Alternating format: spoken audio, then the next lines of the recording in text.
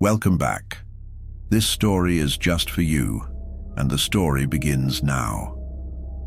There are places where the trees don't just grow, they remember. In the forgotten reaches of the Carrowmore Valley, beyond the frost line and past the remnants of burnt chapels, there lies a forest older than blood. The locals call it the Hollowgrove, though it hasn't echoed a bird's song in over a century. The wind doesn't whistle there. It mourns, and within that forest, beneath roots gnarled like grasping hands, the Core family built their cabin in the spring of 1812, not out of foolishness, not out of ignorance, but out of duty. They were the last of the bloodline, the final tether to a pact written in ash, inked in moonlight, and signed in the marrow of their bones. Elias Core stood at the edge of the tree line, axe in hand, shoulders taut. He wasn't just chopping wood. He was listening. Every ring of the blade against bark was a warning bell, a ritual. 3 swings, pause, listen. If the trees answered, he would know. Inside, his daughter, Anya, sat cross-legged on the cabin floor, tracing her fingers along the circular birthmark that branded the underside of her wrist. A sigil, generations old. It pulsed when the moon grew fat, as if reminding her she was never truly alone or human. The journal beside her was cracked at the spine, soaked with oil and old blood. Her great-grandmother had written it during the final purge, when the villagers had turned on the cause, mistaking duty for monstrosity. They had been half right. We do not transform to destroy, the journal read. We transform to contain what was never meant to walk this world. It wasn't a curse, it was a covenant. But the lines between the two blur fast, when your teeth grow sharper than your thoughts. That night the wind did answer Elias's pause, but not with rustling branches, with silence, the kind that steals sound. He turned back toward the cabin, his breath frosting in the air, though the fire still burned inside. And then he saw the sigil, carved not into bark but into flesh. His blood was already seeping through his shirt. The curse had returned, and it was choosing, not him, Anya. The fire crackled in uneasy rhythms that night, as if trying to mimic the heartbeat of something ancient and buried. Inside the cabin, Elias paced. Each step carved a deeper groove in the floorboards, a path well worn by generations before him. He hadn't told Anya, not everything, not about the old pact, not about the last time the sigil had bled, and certainly not about the thing in the woods that once wore his brother's face. Anya studied him across the room. His eyes were sunken, like they were trying to forget something only he could remember. He hadn't spoken since they returned. From town, where the butcher's dog had cowered when she passed, and an old woman had whispered marked. The word echoed in her mind like a curse, marked. She looked down at her wrist again. The sigil throbbed faintly, almost warm now. Later that night, the silence broke. It wasn't a howl, it was a voice, faint, feminine and wrong. Anya. She jolted up from her bed, the sheets twisted around her like vines. The voice hadn't come from the door or the trees outside. It had come from under the floorboards. She lit a lantern and followed the sound, barefoot, heart thudding. Anya. The floorboards in the hallway creaked as if inhaling.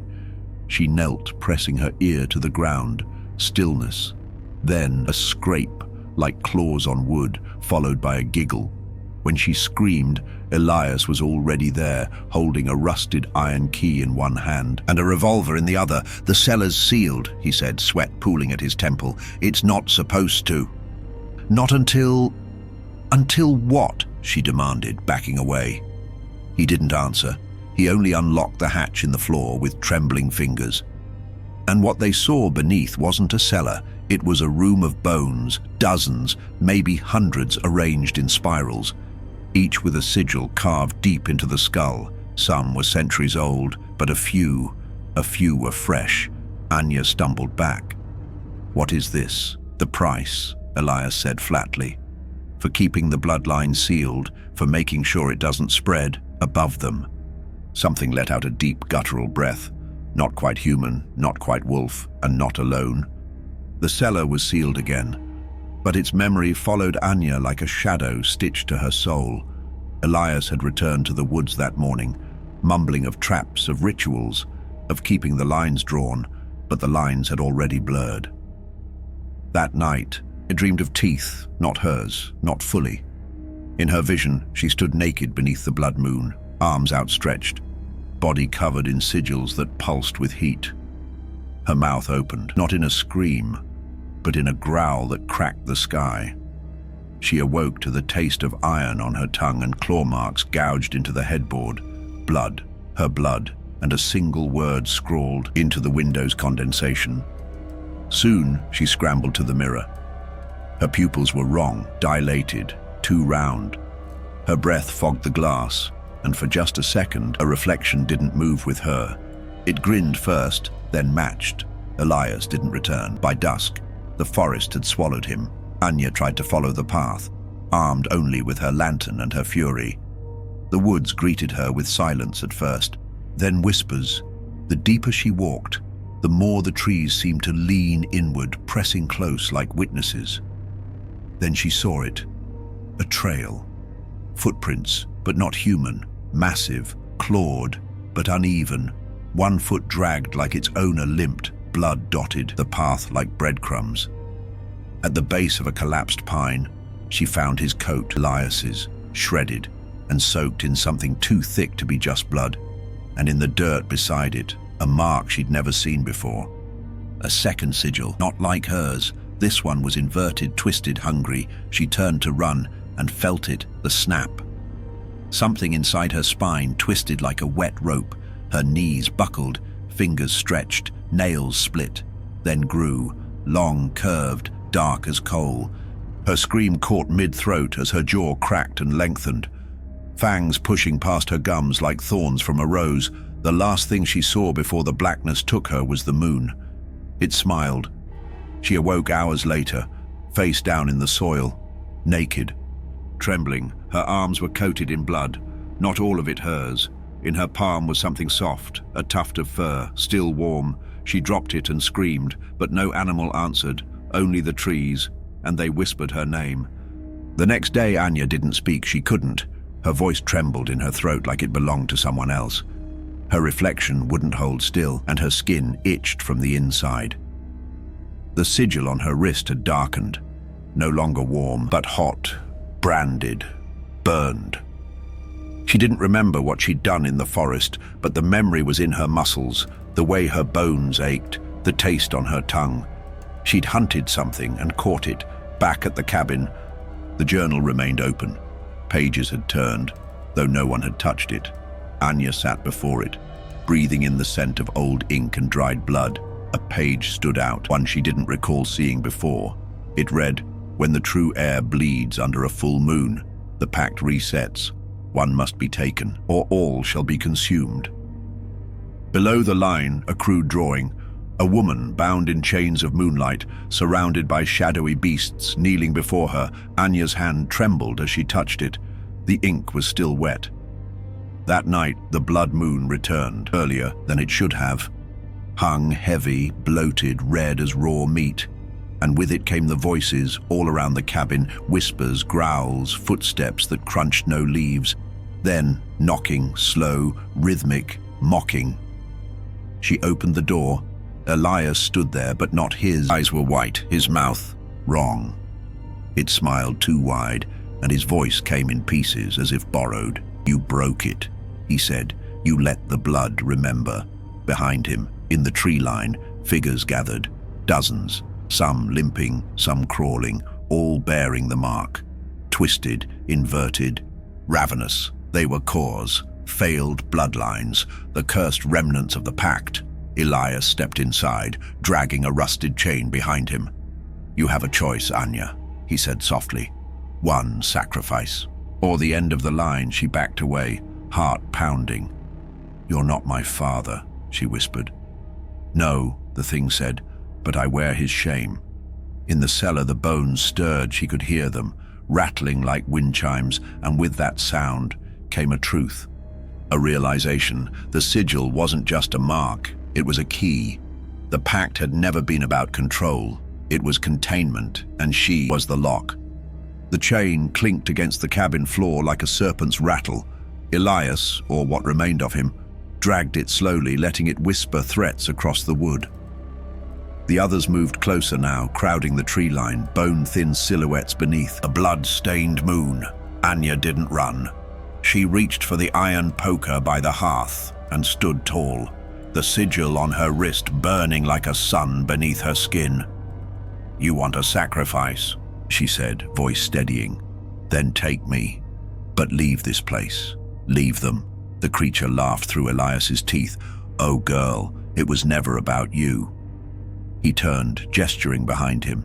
From the forest, two of the figures emerged, dragging something. Someone, boy barely 12, ragged, shivering, his skin lined with half-formed sigils, one of the villagers' children. Taken, Anya's vision blurred with fury. The poker glowed red in her hands, not from fire, but from the sigil on her wrist. The air shifted. It was beginning again. The pact didn't demand sacrifice to end the curse. It required sacrifice to feed it, to keep it quiet. For generations, the cause had bled for peace. Given up children, kin, elves. It wasn't nobility. It was cowardice wrapped in ritual. And Anya was done with it. The transformation began not with pain, but with clarity. Her body responded to the rage. Her mind didn't fight it. Her spine arched, her arms lengthened, bones cracked and reformed, claws pushed through her fingertips with the hunger of old roots breaking through stone. But her eyes remained human, not like the others. She wasn't giving in. She was choosing. Elias lunged, chain swinging. She caught it mid-air, twisting it around his arm, and with a snarl, yanked him forward. Their faces met, wolf to mockery, and she saw him for a moment, the father he'd once been. Then he changed, fully, a creature of matted fur and broken memory. Jaw unhinged, eyes blank. They tore through the cabin, claws against wood, snarl against growl. The others rushed forward. Anya met them in the doorway, body wrapped in muscle and nightmare. The fight was chaos, beauty, horror. She didn't just kill them, she freed them one by one. Her claws marked their skulls with the true sigil, not the twisted one they bore, but the original, the covenant. And with each strike, the voices in the woods grew quieter, until only one remained. Elias. He knelt, bleeding, snarling. She looked down at him, heart hammering. "I won't pass this on," she said. He smiled, even as the light left his eyes. "You already did." The cabin was no longer a home. It was a tomb. Ash and blood painted the walls in streaks, claw marks etched into the beams like ancient scripture. Outside, silence reigned. Not the watchful kind, but the after kind.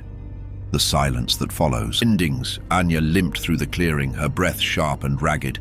Her body bore the marks of the fight, clawed shoulders, bruised ribs, hair matted with sweat and smoke. But she hadn't fallen. Not yet. The moon hung low now. Not red, not full, just waiting. At her side, the boy, Emil, clutched her hand, his eyes hollow but alive. His wrist bore a mark, not a sigil, a scratch, faint. But the curse didn't need much. He hadn't turned, yet they reached the hill beyond the Hollowgrove, where the first pact had been made. Stone circles, half buried in moss and regret, whispered beneath the earth, bones beneath everyone, names carved in a language no longer spoken. She laid Emil in the center, lighting a ring of oil and ash around him. The journal was with her now, slung across her back like a sacred burden. She opened it to the final page, blank, waiting. The sigil on her wrist throbbed. No longer burning, just present. The voice returned. Not Elias, not the pack, the curse itself inside her head, inside her blood. One ends it, one carries it. Anya looked to the boy, then to herself. She drew a blade from the satchel, silver forged, old as the stones, and without hesitation, she carved a new mark onto her forearm, an inversion of the sigil fused with the boy's scratch pattern, a third path, not containment, not infection, inheritance. She placed the blade into Emil's hand. He didn't understand, but she did. "This line ends with me," she whispered. The sky cracked, not thunder, something older, a sound like bark splitting, like something buried exhaling. The circle lit, flames danced blue, Anya's skin seared, her veins glowed, the curse pulled at her, but she didn't run. She stood still, and for the first time it asked, "Do you accept?" She nodded and howled. It wasn't rage, it wasn't pain, it was release. From the trees, the shadows watched. They did not attack. They bowed one by one. The cursed remnants, those still lingering in root and claw, knelt in the dirt, their heads lowered. The moon dimmed, and the howl echoed, not in fear, but in memory. When it was over, Emil sat alone in the circle, the blade cold in his lap. And Anya, she was gone, but the wind smelled of fir and pine, and the sigil was burned into the earth. Where she had stood, morning came slowly. The forest exhaled mist across the valley, and the trees no longer leaned in. They simply stood, still, watching. Emil walked the path back to the cabin alone, the journal clutched in his hands. Its pages had changed overnight. Where once there had been blood and ink, now there were drawings, crude but familiar, a girl standing in firelight, a wolf with human eyes, a boy holding a blade under the moon. On the final page, a sentence had appeared. "You will not forget because we cannot." The sigil had faded from his wrist, but a new one bloomed just beneath his collarbone, smaller, cleaner, unfamiliar. Not the mark of a curse, a mark of memory. He returned to the cabin's edge but did not enter. The door hung open, the hearth cold. Instead, he turned north toward the Hollowgrove. Toward the stones, he would not speak of what happened, but he would remember. Years passed, the cabin rotted, the circle overgrew.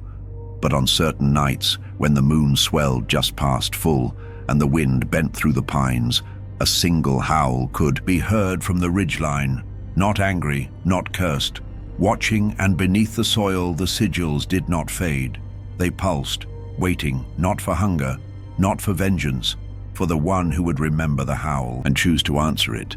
And for those who hunger for more, step deeper into the shadows with our ultimate werewolf horror playlist, linked in the description below. In the world of horror, the scariest things happen when you least expect them, and trust me, you don't want to be left in the dark. Welcome to the darkness.